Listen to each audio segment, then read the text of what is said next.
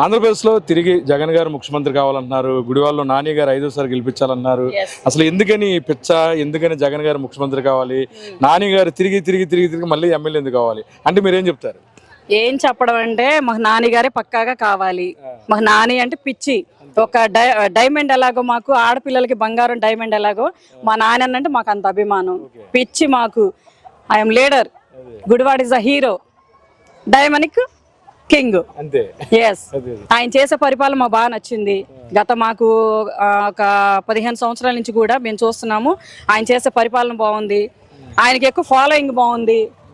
అది మాకు నచ్చింది బాగా. చెప్పండి, చాలా మంది సూట్ కేసులు ఇచ్చుకుని తిరుగుతున్నారు, విదేశాల నుంచి వచ్చారు. ఎలా అయినా సరే ఈసారి నాని గారిని ఓడిస్తా ఉంటారు అంటే మీరేం చెప్తారు? వాళ్ళ చిటికలు వేసే వాళ్ళు వచ్చు, తొడలు కొట్టే వాళ్ళు వచ్చు, వాళ్ళకి మీరేం చెప్తారు? ఏమండి, సినిమా డైలాగులు సినిమా మాకు పనికిరావండి.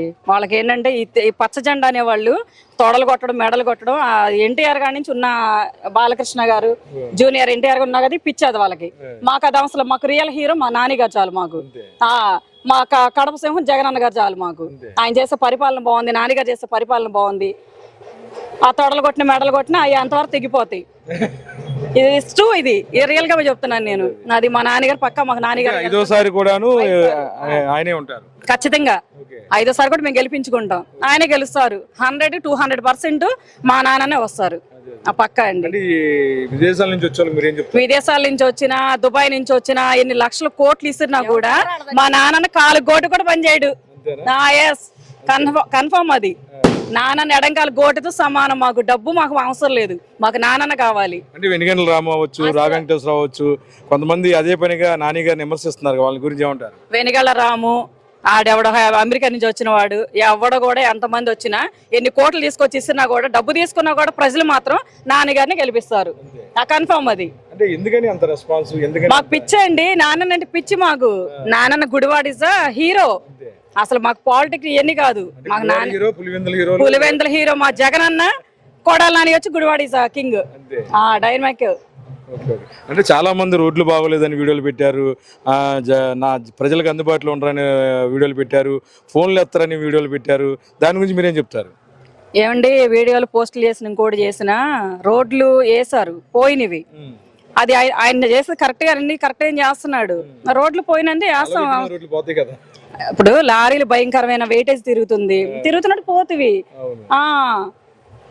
అది అంటే కొంతమంది దళితులు కూడా ఈ మధ్యన వీడియోలు పెట్టారు జగన్ గారి గురించి. అది కావాలని చేస్తున్నారండి. నాని గారిని రోడ్డుకి ఏడ్చాలి, జగన్ గారిని రోడ్డు మీద పడేయాలి. వాళ్ళ తండ్రి గారు ఉన్నప్పుడు తండ్రి గారు నెంబర్ 1 చేశారు. అందరికీ తెలిసిందే, ప్రపంచం మొత్తం తెలిసిందే రాజశేఖర రెడ్డి గారు చేసింది. అలా కొడుకు కూడా, రాజశేఖర రెడ్డి కొడుకు ఒక జగన్ గారు వచ్చాక కూడా జగన్ గారు కరెక్ట్ గా చేశారు. గుడివాడ నాని గారు కరెక్ట్ గా చేస్తున్నారు. మాకైతే తిరిగి కాదండి, మేము బ్రతుకున్నంత కాలం is Kodali Nani is king. చెప్పండి, నాని గారికి ఎందుకు నాని గారు గుడివాడకి ఒక వ్యసనం అండి. నాని అనే వ్యక్తి ఏ చిన్న పిల్లోడిని అడిగినా సరే, నా మనవడు ఉన్నాడు, నా కూతురేమా నా మనవడు ఉన్నాడు, వాడు అంటాడు రాత్రి జై జగన్ జై నాని, జై జగన్ జై నాని అని. రాత్రి 1 గంట వరకు మాకు నిద్ర లేదు, ఆడు మోగుతానే ఉంటాడు. నాని అనే వ్యక్తి ఒక వ్యసనం. గుడివాడకి, గుడివాడ మండలాలకి, గుడివాడ రూరల్కి 100 మంది 100 అనుకుని ఉండే. ఎవడో ఎన్ఆర్ఐ వచ్చినా ఏం చేయలేడు, ఏ ఊరు నుంచి వచ్చినా ఏం చేయడు, చంద్రమండలం నుంచి దిగినా ఏం చేయలేడు. మా అన్నయ్య అన్నాడుగా రాత్రి, నిన్న ఏమన్నాడు, నన్ను ఓడించడానికి చంద్రమండలం నుంచి దిగినా ఎవడు ఏం చేయలేడు. నాని అనేది ఒక బ్రాండ్. గుడివాడలో నాని అంటే ఒక బ్రాండ్. అది ఇప్పుడు సింహం ఎప్పుడైనా సింగిల్ గానే వచ్చుద్ది. ఒక్క జగన్ ఢీ కొడటానికి బీజేపీ, తెలుగుదేశం, జనసేన కూటమిగా వస్తుంది. పిఠాపురంలో పవన్ కళ్యాణ్కి నేను వీరాభిమాని. పవన్ కళ్యాణ్ అంటే పిచ్చి. సినిమాలకి బ్యానర్లే కానీ, బర్త్డే బ్యానర్లే కానీ, కేక్ కటింగ్లే కానీ, బైక్ ర్యాలీలే కానీ పిచ్చగా చేసేవాళ్ళం. అలాంటిది ఈరోజు అతని మీద ఉన్న ప్రేమ, ఇష్టం అన్ని కోల్పోతున్నాడు. నాలాంటి ఫ్యాన్స్ చాలా మంది నిరాశతో ఉన్నారు. ఇప్పుడు పోయినసారి ఎలక్షన్కి చంద్రబాబు నాయుడు చేసిన తప్పు, దేవినేని అవినాష్ గారిని తీసుకొచ్చి గుడివాడ మీద నుంచోబెట్టాడు. ఇక్కడ ప్రజలు అతనికి తగిన శాస్తి బుద్ధి చూపించి పంపించారు. ఇప్పుడు మళ్ళీ అదే పని పిఠాపురంలో పవన్ కళ్యాణ్ గారిని నుంచోబెడుతున్నారు. పవన్ కళ్యాణ్ గారిని భారీ మెజార్టీతో వంగా గీత గారు ఖచ్చితంగా గెలుస్తారు అక్కడ. అలా ఇప్పుడు నాని గారిని కానీ, జగన్ గారిని కానీ ఓడించడం ఎవరు తరం చెప్పండి, చంద్రబాబు మొన్న కూడా ఒక మాట అన్నారు, నిన్ను చంపేస్తే దిక్కెవరు అన్నారు, మీరు చూస్తుంటేనేమో ఇటు దళితులు కావచ్చు, ముస్లిమ్స్ కావచ్చు, జగన్గా మేము ఉన్నాం అంటున్నారు. అసలు ఏంటి అంత ధైర్యం ఏంటి? జగన్ గారిని ఎందుకు టార్గెట్ చేస్తున్నారు వీళ్ళు? ఒక్క మాట అడగనండి, అసలు చంద్రబాబుని ఇంతవరకు ఒక్క లీడర్ కూడా టచ్ చేయలే, ఏ నా కొడుకు కూడా టచ్ చేయలే. మా జగన్ అన్న వచ్చాడు, తీసుకెళ్లి జైల్లో పెట్టాడు.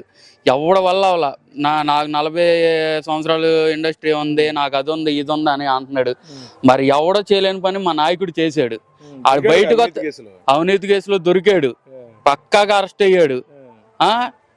అది చెప్పండి, ఈ పెత్తందారులు ధనవంతులు ఎందుకని జగన్ గారిని టార్గెట్ చేశారు? గుడివాడలో నాని గారిని ఎందుకు టార్గెట్ చేశారు అండి? మాలాంటి బడుగు బలహీన వర్గాలన్నీ బాగుపడిపోతా అంటే వారలేకపోతున్నారండి. ఇప్పుడు ప్రతి ఇంటికి ఎవరండి ఈరోజు మరి పెన్షన్లో పడక రోడ్లు అమ్మట వెళ్తున్నారు. నేను డ్యూటీకి వెళ్ళి వస్తుంటే ఎక్కడికమ్మా ఏంటమ్మా అంటే పెన్షన్లకు వెళ్తున్నామయ్యా, ఇంతవరకు పెన్షన్లు రాలేదు. నిన్న మొన్నటి దాకా ప్రతి ఒక్క వాలంటరీ అమ్మ తాత అయ్యా అనుకుంటా ప్రతి ఇంటికి వచ్చి వాలంటీర్లు ఇవమ్మ 3000 పెన్షన్ అని చేతికి ఇచ్చేళ్ళేవాళ్ళు. 2 నెలల మట్టి అన్ని అవస్థలు పడుతున్నారు తెలుసా. ఈ రాష్ట్రంలో చాలా అవినీతి పరులు, Telugu Desam party, Janasena party, BJP party ఎంత బోగస్ అండి. ఖచ్చితంగా జగన్మోహన్ రెడ్డి గారు భారీ మెజార్టీకి వెళుతారు. మరి ముఖ్యంగా మా కొడాల నాన్న ఈసారి ఇంకా భారీ బడ్జెట్తో కొడతాడు. జూన్ 3వ తారీఖు రిజల్ట్స్ వస్తే సాయంత్రం 5 గంటలకల్లా వెనుగల రామ్ అనే అతను, జూన్ 4 వెనుగల రామ్ అనే అతను ఫ్లైట్ అమెరికా వెళ్ళిపోతాడు.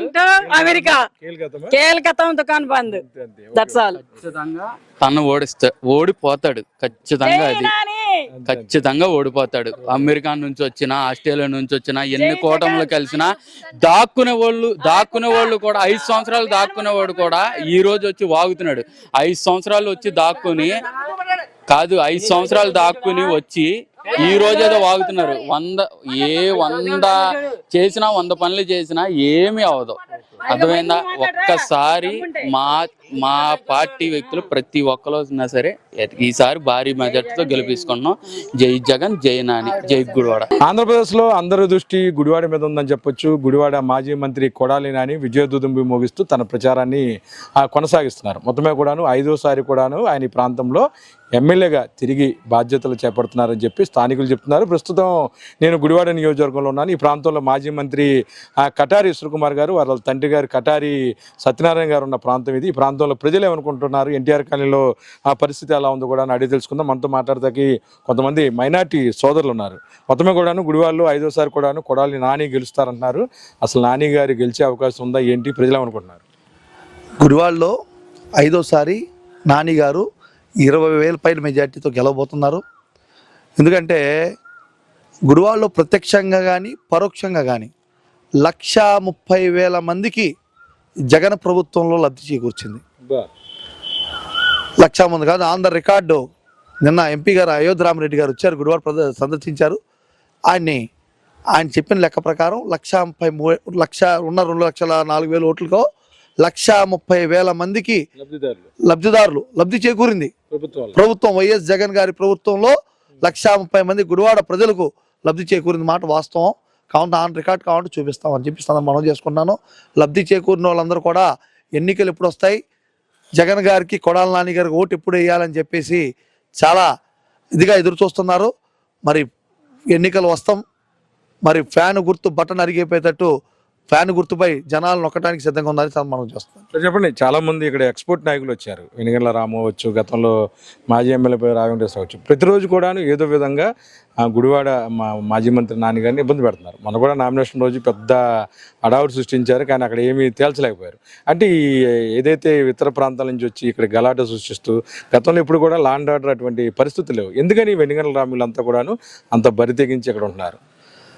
రాము గారు ఆయన అమెరికాలో ఉన్నాడు, వాళ్ళ వ్యాపారాలు అమెరికాలో ఉన్నాయి, వాళ్ళ కుటుంబం అమెరికాలో ఉంది.